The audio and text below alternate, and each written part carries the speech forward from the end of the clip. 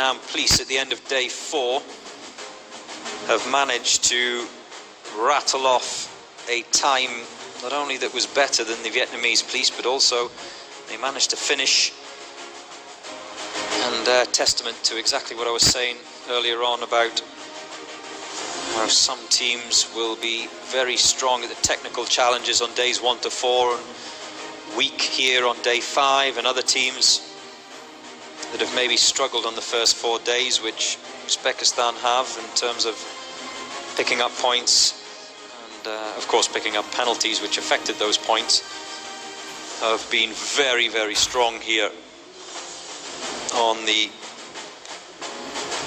obstacle course challenge here on day 5.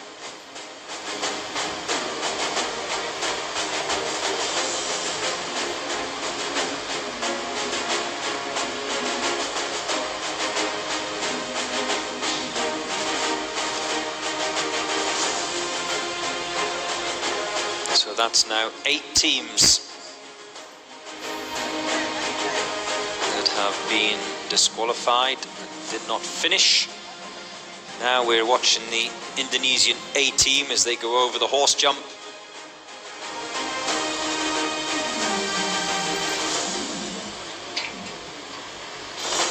Oh, that's not a good sign. If you're struggling at this point, it only gets tougher from here on in. Team members are allowed to wear gloves or hand strapping. The judge has just sent him back because he didn't touch that yellow bar at the top of the footwall properly.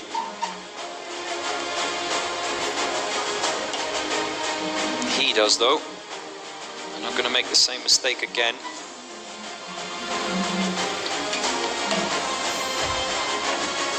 I think he swung a hand at it, didn't he, but didn't quite catch it.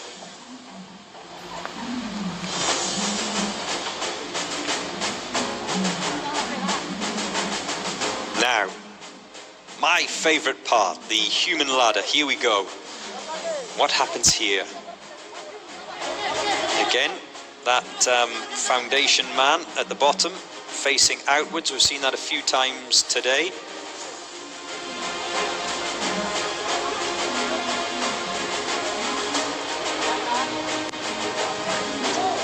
Well, that man at the top using bicep strength. We've seen all those who've been pretty successful have their arms actually wrapped around that yellow bar at the top. Oh, he's scrambling a little bit at the moment, needs a helping hand and gets it just at the right time.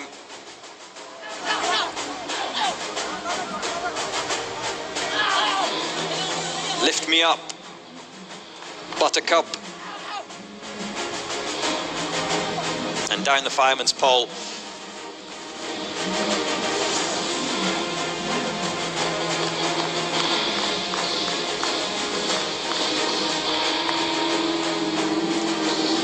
So, the first of what I consider to be the 2 challenges, or the 2 obstacles that have proved the most problematic for teams so far today. The human ladder, that's done, completed by the Indonesian A team.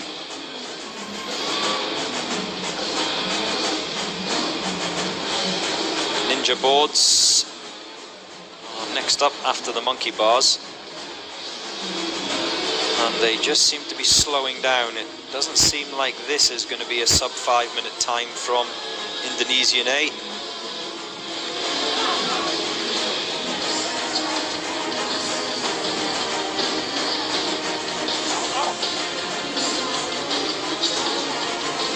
And it's interesting, isn't it? The Indonesian A team, a mixture of tape across the hands. That team member looks like he's wearing fingerless gloves.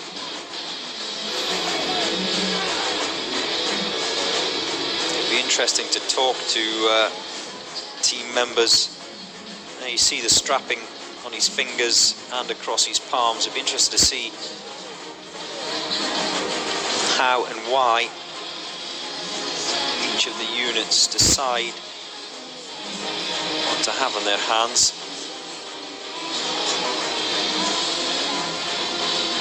Do gloves become problematic? I imagine they do once you go through that water bath.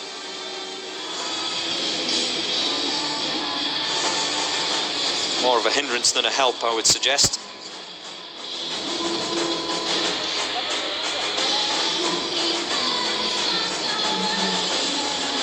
Right, here we go, the barrel roll. And there's another team member, like we saw from the Philippines police, deciding to do it in reverse. I'm not an expert on barrel rolls. In fact, except when I was 10 years old, I don't think I've ever done it since in my lifetime. But he's turned around and is now going front ways. So he's done the first half of the barrel roll in reverse, and the second half facing forwards. Well, seems to have worked.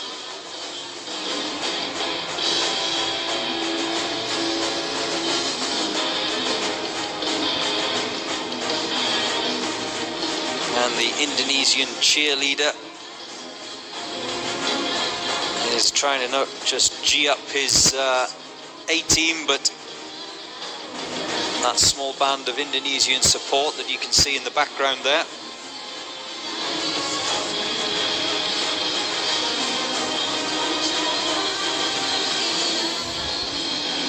So if these two make it across, there's only one more team member to go.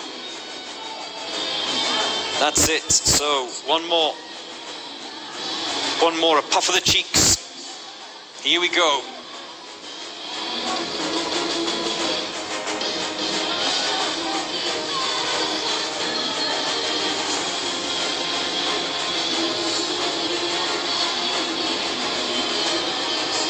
Oh, this looks good.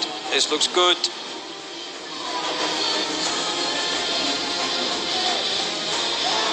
Yes, there we go. The most difficult,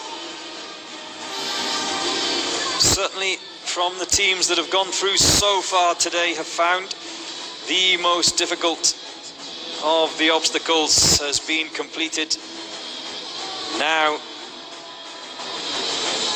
it's a race to the finish. 19 obstacles in total for all of these teams, but it seems to be one in particular that has ended the efforts of the units here on the obstacle day, which is day 5, the final day of the UEA SWAT Challenge.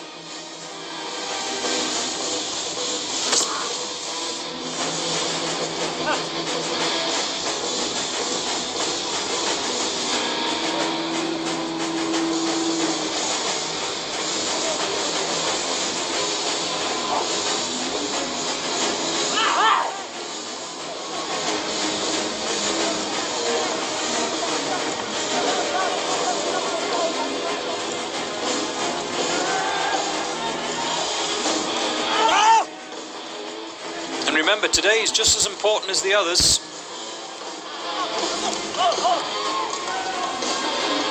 55 points for coming first are available. There was a foot down there, so he's going to have to take that rope swing again. In fact, this rope swing has caught out one or two team members. It's such an easy obstacle that quite often just a loose trailing heel or toe is enough for the judges to send them back and do it again. It seems so innocuous, but I think that's what it's designed for. It's just a lack of focus. Touch the sand, and you have to go back and do it again. There aren't time penalties as such for today's obstacle course, but you are obviously penalised in terms of your overall time. Because if you're sent back to complete an obstacle once more, that is a waste of time as he goes up and over those hurdles known as the Irish table.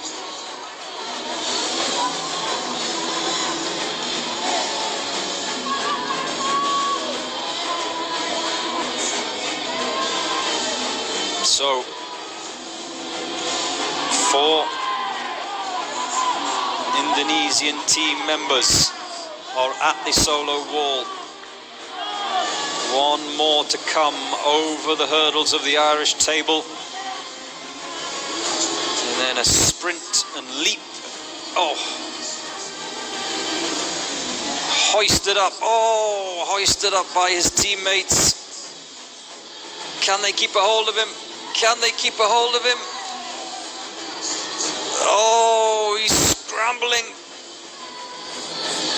And it's so slippy. They're all soaking wet, so it's much harder to hold on. Oh, they've got to let him go.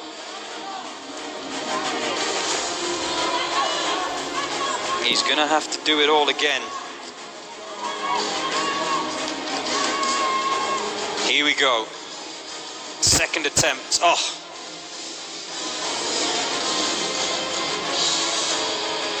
Come on, come on. Oh, there you go. As you can hear, a ripple of applause in the background. And they cross the line. The Indonesian A team. Not the quickest, but at least they finished. Many have not done the same today. Lima!